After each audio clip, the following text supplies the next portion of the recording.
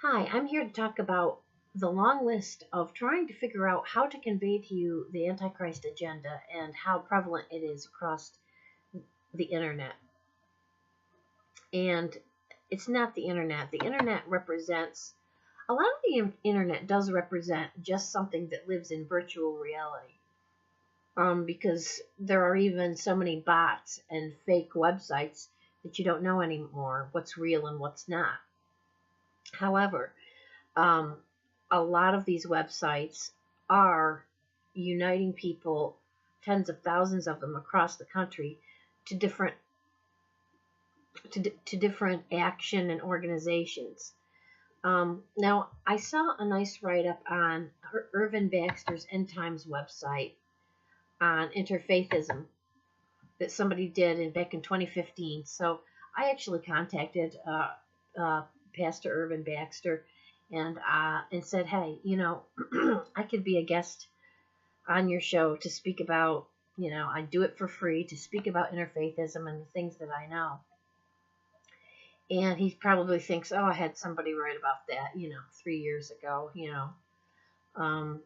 But there's a lot of things left out, and that's why I had written an article that tried to bring together not just what was happening in an ecumenical, theological, church perspective, but also the mindfulness campaign, the transcendental meditation, brainwashing, as well as the LGBT agenda, as well as climate change, and how all of these things are interrelated. And when I say they're interrelated, they all somehow, someone is making a concerted effort to, let's say, use a biblical scriptural passage to justify all of these things into one big ball. So, and they might do the same thing with, by the time they're done, they've got the Quran and the Bible and, Confucius and Buddhist teachings and Hinduism, and they've got them all combined. And but again, it's bigger than interfaithism, and eventually becomes the giant monster that is. And is that giant monster one of those monsters described in Revelation? Is that globalism? A young lady was talking locally about how influenced she was by the Combahee River Collective statement. This is a manifesto that was written by a group of black feminist lesbians in 1974, somewhere between 1974 and 1980 in Boston, who didn't feel that they were being represented well enough with the white women. And I played a little on some ebonics there, but not disrespectfully, I hope, but in a mocking way, because they didn't see themselves as women with a cause. They separated themselves again into a smaller group as blacks because they resented being grouped in with white women. And they wanted to just look at their own problems in their own narcissistic way and think about being black. Now, I know that blacks certainly have had their own problems through the years. A lot of people have had their own problems through the years. I know that there was a lot of discrimination against the Irish in the early 20th century. We got past slavery when we wiped out an entire generation of young men between 1861 and 1865. Although that wasn't what the war was about. we didn't go to war for slavery. There were agricultural concerns and power and states' rights, and I think Judge Napolitano has summed that up best. But we made a lot of progress over the years, more than any other country, and yet we're continually tied to a whipping post and meant to pay the price for doing it wrong.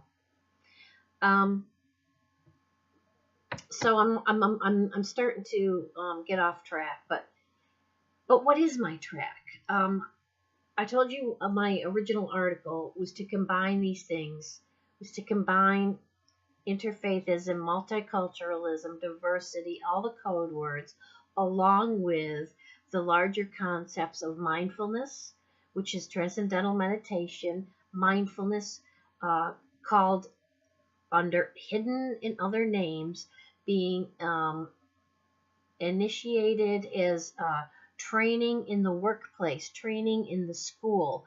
And what they do to justify how wonderful this is they pull reports about how good deep breathing exercises are for relaxing somebody and how it might slow down their heartbeat and clear their mind. Well, you can do deep breathing exercises and not be part of mindfulness or transcendental meditation. So they kind of pick and choose what they want to justify what they're saying. Goldie Hawn, Roy Masters, the two people who have been most influential in that movement. And then you get to climate change, and I tried to show that there's a link between mindfulness and climate change. I didn't try to show, I successfully showed it with multiple, I can pull up multiple articles concerning that. And then you get to the LGBTQ movement, or whatever letters they want to put on it now. Again, these are all part of the same thing. And then they start using their keywords, the Islamophobia, to say that you're afraid of Islam, that you're afraid of people who want to bring Sharia law or female genital mutilation or subjugate their women or make them cover themselves in a manner which is degrading to the woman. I'll just use that word. I've been having trouble with that word lately. These things are all related.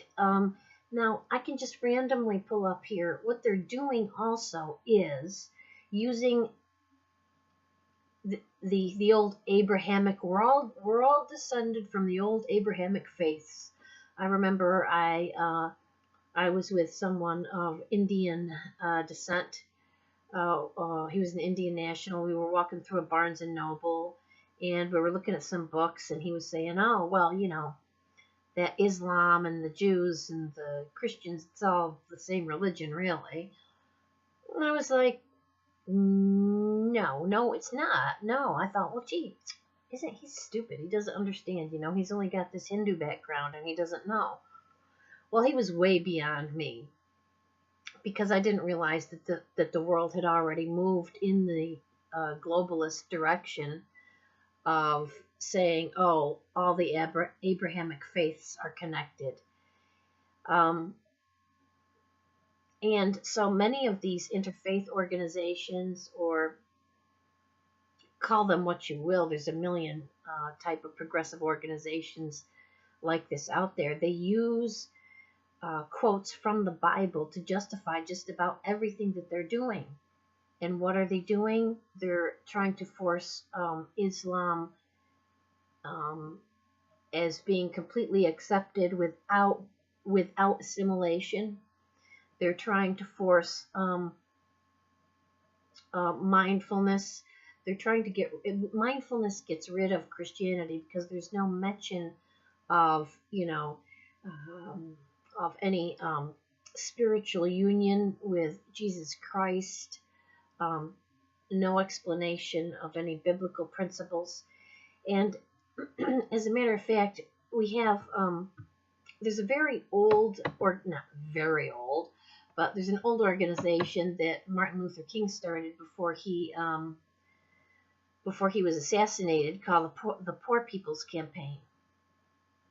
Now, right after a girl came out to talk about that she was a transgender, feminist, lesbian, socialist, who had been influenced by the Combahee River Collective Statement, a speaker came out to talk about how she was dedicated to the Poor People's Campaign.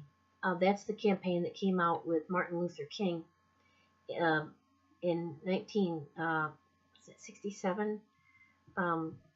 Forgive me if I get the year wrong. So on their website, which is poorpeoplescampaign.org, it says they identify themselves as a national call for moral revival. Now, when I first saw this lady talking, and she was talking about this speaker, and she was talking about bringing revival to the country, I was like, oh, could she be talking about, Christian revival? Maybe some, yes, Jesus, come and help us, giving our lives to Christ, repenting as a nation. No, she wasn't talking about that at all. They've changed everything. This revival is a moral revival that they say is uniting. Well, that wasn't a good noise. That is uniting. What time is it? That is uniting tens of thousands of people across the country. For what? To challenge the evils of systemic racism, poverty, the war economy. You know how bad we want to go to war. Ecological devastation, climate change bullshit, and the nation's distorted morality.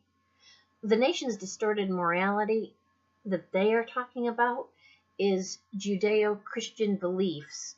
They are the beliefs that the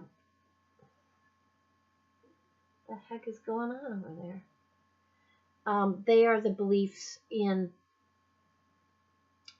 traditional Christian beliefs that homosexuality is wrong.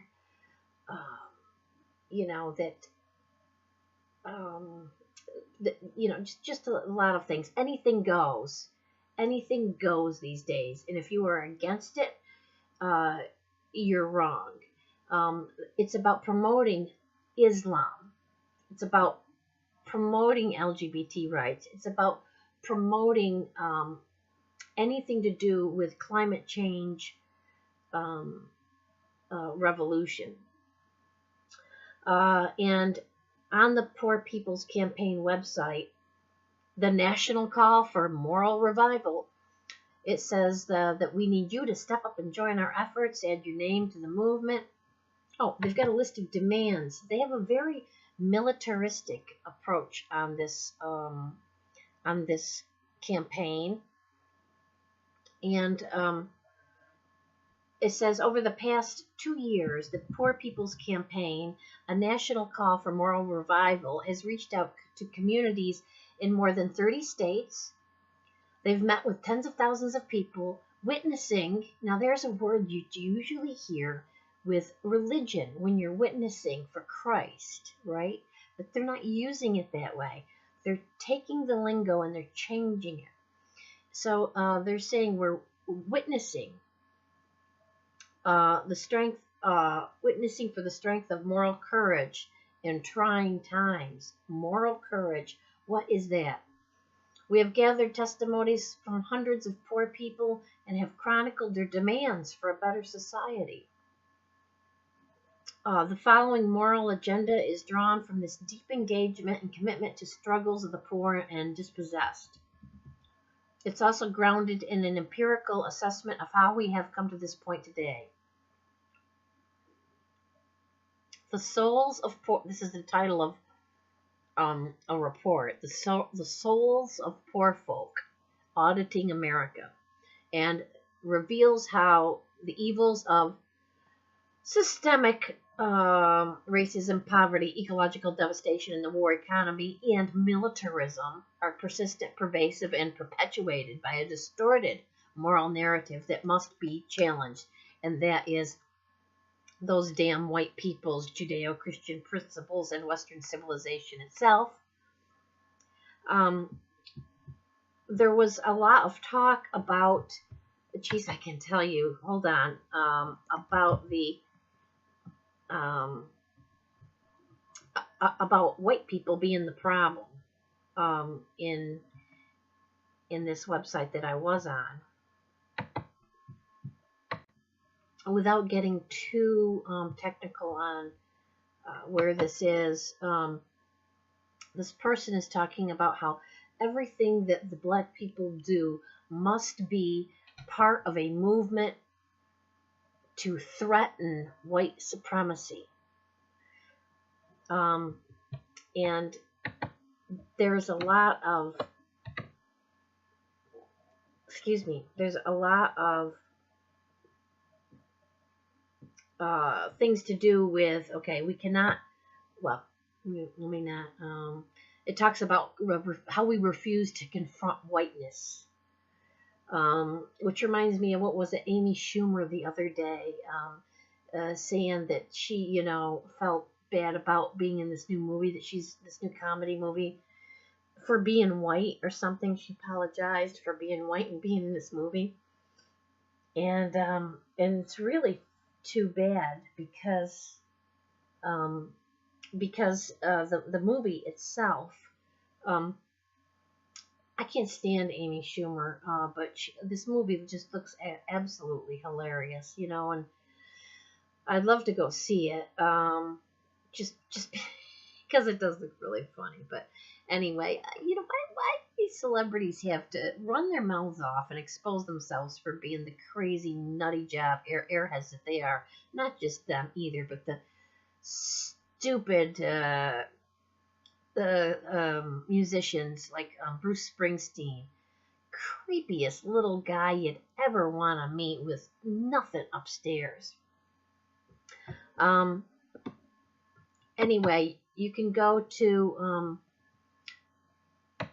the new, let's see, what was it called? The poorpeoplescampaign.org, and you can look at that. All laying the groundwork for the Antichrist. There is a recent article from February of this year in the Washington Post called "A New Poor People's Campaign, but the Same Old Obstacles," and that is by Cortland Malloy. He begins by saying the lofty, now this is important because I want you to know how widespread this stuff is. The lofty goals of a newly revived Poor People's Campaign were announced at a news conference in 33 states, and we got 3 more than before, and the District of Columbia on Monday. Eradicating poverty and racism were at the top of the list, as they had been 50 years ago when Martin Luther King Jr. launched the first campaign. I want you to hear a little bit of what he said. A lot of people believe that Martin Luther King Jr. was just totally, you know, the whole peaceful protest thing, but behind the scenes was brewing something much more dangerous, and thus the large file on him at the FBI. This from the Poor People's Campaign website. It says, just a year before his assassination, Dr. King said, and this is a quote from him, "I think it is necessary for us to realize that we have moved from the era of civil rights to the era of human rights. When we see," now that sounds good so far, right? "When we see that there must be a radical redistribution of economic and political power." Now, when you're saying a radical redistribution of economic and political power, you're talking about overthrowing the government, basically. That's not your peaceful sit-down protest, okay? there must be, and I'm sick of seeing conservatives with their little memes or whatever they call them on Twitter, and with their pictures of Martin Luther King with some wonderful, and Glenn Beck's like worship of him, you know. I mean, do they read the other things that he said and wrote, besides the I Have a Dream speech, much of which was beautiful? Black people were long overdue to be voting and not being second-class citizens in some areas of the country. Where I am, black people were well integrated and nobody was having any problems, but I know that there were places in the United States, obviously, that were still backwards, and we needed civil rights. But listen to a little deeper about what he was saying beyond that. Now he says we've moved from the era of civil rights to that era of human rights, when we see that there must be radical redistribution of economic and political power. Now he's sounding like Karl Marx. It looks like he's calling for a Bolshevik revolution. He says, then we see that for the last 12 years we have been in a reform movement, that after Selma and the Voting Rights Bill, we moved into a new era, which must be an era of revolution. In short, we have moved into an era where we are called upon to raise certain basic questions about the whole society.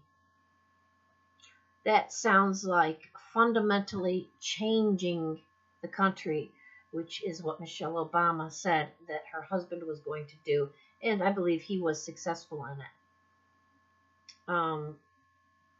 Later that year, Dr. King organized a march for everybody to march on Washington for better jobs, better homes, better education, whatever they wanted the government to take care of everything for them. This was led by the Reverend Dr. Ralph Abernathy, who explained that the intention of the Poor People's Campaign of 1968, what a year that was to dramatize the plight of America's poor of all races and make very clear that they are sick and tired of waiting for a better life. Oh, jeez. One of the freest places they could live to try to make better of themselves, and that's what you got. You got the government being accused of not taking care of everybody. So, the second speaker I saw after the first one that discussed the Combahee River Collective statement, which was basically a 1974 manifesto from the Black Feminist Lesbian organization. The next person came out and spoke about the Poor People's Campaign that Dr. King supposedly initiated, not supposedly, but did initiate. But where's it going now? Oh, it's going somewhere now. It's growing. It's being used. It's morphing into something else. And you can go to so many. Somebody mentions something, and then you go to the next organization, and the next organization, and the next organization, depending on what you're reading. And from one of those two women that spoke, I also learned about interfaith worker justice. IWJ.org. And, there's your usual, you go to most of these sites and there's somebody in a hijab. There's always a Muslim woman or Muslim women standing around with the white women, not white women. You don't have to be a black Muslim. There was something striking in a picture I'm looking at that made me say white women, because I was looking at some black Muslims, but there are also some white Muslims in this picture. So go to IWJ.org. Now, what do they have? They have pictures of Muslims, and then next to it they have a quote from the Bible: "You shall not withhold the wages of poor and needy laborers, whether other Israelites or aliens who reside in your land in one of your towns." Okay, Jeremiah from the CEB version Bible. And then underneath there's an option to say, learn what faith traditions teach on worker justice. So now we're down to worker justice again. Breaking faith, outsourcing, and the damage done to our communities.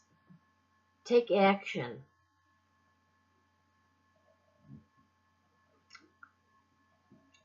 Global Asbestos Awareness Week for workers around the world. That's a story that's right next to immigrants, advocates navigating the post-DACA deadline landscape. Interfaith worker justice posts some of its own articles. It says upcoming events: Workers Memorial Day events, April 27th, San Diego, Interfaith Worker Justice of San Diego County Workers. April 27th in Indianapolis, Indiana. April 27th, New York, New York. The Labor Religion Coalition of New York State. Oh man, there's some really weird stuff going on in New York with that. April 27th, the Workers' Justice Center Vigil for Fallen Workers in Springdale, Arkansas. I mean, this stuff just goes on and on and on. Again, they're using the code words and they're using the Bible. And, oh, they've got a wonderful poster. Insist on love, resist all hate, persist in hope. Interfaith Worker Justice is a national network that builds collective power by advancing the rights of workers. Okay, so now we're coming at the interfaith thing from workers through unions, the unions are all about laying the groundwork for the Antichrist as well. And that's a larger issue for another day, but worker centers and other expressions of the labor movement, and by engaging diverse faith communities and allies in joint action from grassroots organizing. I know this is grating on my ears as it is on yours, but listen, to shaping policy at the local, the state, and the national levels. We envision a nation where all workers enjoy their rights too, and then they have their demands. I think is this the one where that guy Bishop Howard Hubbard, the vice president of the board from Albany, New York. Reverend Doug Mork, president of the board from Brooklyn Center, Minnesota. Mr. Mustafa White, finance committee chairperson, Houston, Texas. Ms. Karen Hessel, fundraising committee chairman, Cape Elizabeth, Maine. There's a whole bunch more on here. Trying to see if there's anybody whose names we know. And another disturbing thing, here's a great one, which is leading into how I'd like to end this. This is Rabbi Jonathan Klein from Los Angeles. He's on the board of directors for the Interfaith Worker Justice Movement. Look at this Bishop Howard Hubbard with his little white, Catholic collar. Whatever happened to the separation of church and state? I mean, it was so perverted, nobody knows what it means anymore. And there's a priest, along with the Reverend Doug Mork, another priest, that are on the board of the Interfaith Worker Justice Movement. I don't think that's separation of church and state at all. They have Robin Williams, Washington, D.C. They're making policy changes. I don't know. The rabbi leads me into how I want to end this. And this goes also back to when I was listening to the introduction to the Corrie ten Boom House. There's a virtual reality thing that you can go through online for the Corrie ten Boom House in Holland. And it is so interfaith. that you can't even believe that. I mean, nobody says that the Christians helped save the Jews. That's what the story was about. That's what the hiding place was about. That's what Corrie ten Boom and her family were. They were Christians. But as this European this European robotic voice voices over some narration as it starts to tell you about Corrie ten Boom Museum. It talks about how people of all faiths and how they came together and how they did this. No, this was about Christians helping the Jews. For the most part, it was Christians helping the Jews. But we're seeing a lot of Jews kissing Muslim butt lately. And that's getting very disturbing. Right at that time, I also went over to the Yad Vashem website, and they had a section on some Muslims that helped hide Jews during World War II. And I'm not saying that didn't happen, but it was a really small fraction. And everywhere I was going around to different Jewish organizations, I was seeing a lot of bonding with Muslim organizations, and I don't like to see it overseas. That's scary because they know better. It's usually the Jews in America that have become so liberal and progressive. You know, they're the ones that got Hillary into the Senate in New York State. And then if that hadn't happened, she wouldn't have been the bane of our existence for this last election. But the Reformed Jews, where they have female rabbis in the synagogue, and the progressive liberals and socialists and Marxists and secular, a lot of them, and a lot of them are saying, look at what we went through. We want to make sure that doesn't happen to the Muslim community. We don't want to see the same kind of hatred happen to the Muslims that happened to the Jews. The Jews didn't move into countries all over Europe and the United States and demand that people conform to their cultural norms. They integrated. Yes, they had their synagogues, and they lived peacefully among us, and they didn't try to kill us and attack us. And I know I'm just an Islamophobe for saying it, but I'd like to explore that relationship a little bit more, because it's growing.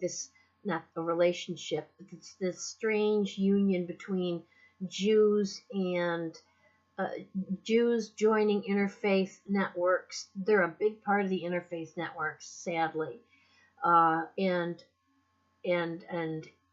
being so adamant about defending Islam in America. Really disturbing stuff. That's how I'm going to end today. Dear Lord, please, if there's anybody here who has not accepted Jesus Christ as their personal Savior, please work on them and turn their hearts to you. I pray in Jesus' name. Amen. Let's not lose heart. Let's not lose faith. And if you need anybody to talk to, or you need prayer, please contact me. You'll find my an email for me below. And that's all I have for right now. The Antichrist is here. He is in the world. He is, I believe, ready to come forth. He's somewhere in a position of prominence, I believe, right now. And he might not be made manifest until we're taken out of here. Or we might know exactly who he is soon. For those that have ears, let them hear. For those that have eyes to see, let them see. And there'll be most of the world won't even acknowledge or understand or know what's going on, and that'll be a lot of the fake. Somebody called them the New Age Christians, and that's mostly what I see around me is New Age Christians. That's it for now. Godspeed.